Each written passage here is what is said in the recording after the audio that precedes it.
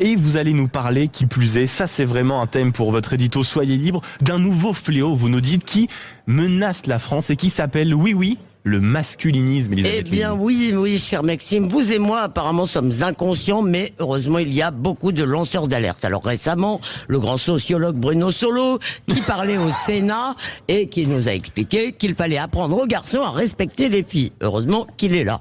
Ah, il y a Sandrine Rousseau, bien sûr, qui explique que la violence antifa répond à la vraie violence, celle des femmes, mais montre aussi la pénétration du virilisme à gauche.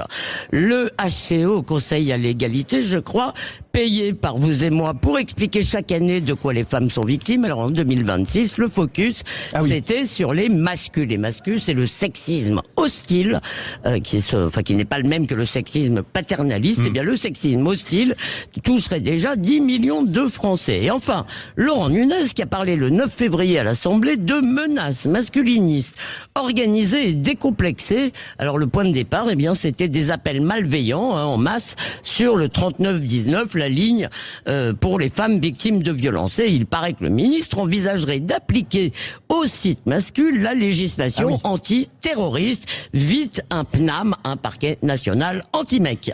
Alors, oui. Et oui, parce que vous voyez, je suis quand même... Vous allez donner des mauvaises idées, vous le savez. J'ai beaucoup de conscience professionnelle, et donc, il y avait quand même hier soir sur France 5, 5 personnes, ou non 6, pour nous dire que le masculinisme est partout. Il gouverne à Washington et Moscou, il sévit sur Internet, il se propage en salle de muscu, muscu, bien sûr, et ou même dans des vidéos sur l'entrepreneuriat. Pourquoi? Eh bien, parce qu'il y a deux sources idéologiques qui sont un peu contradictoires, mais passons, l'ultralibéralisme, parce que l'accumulation du capital, du muscle et des femmes, c'est pareil. Et évidemment, la deuxième source, c'est la réaction, le mascus, c'est d'extrême droite. Curieusement, l'islam intégriste n'est pas mentionné. Voiler sa fillette de 6 ans, c'est pas mascus, c'est multiculti. Bon, tout ça, ce sont en réalité des commentaires sur l'état de la menace, mais selon vous, Elisabeth, est-ce qu'il y a une menace qui est réelle? Alors, pour fabriquer un épouvantail, nous dit Eugénie Bastier dans le Figaro, il faut étendre la définition du crime. Et sur France 5, toute personne qui trouve le nouveau féminisme revanchard et hargneux est suspecte. Vous vous sentez visé, moi aussi. Et tout homme, bien sûr, qui trouverait injuste d'être écarté parce qu'il est un homme au nom de la parité.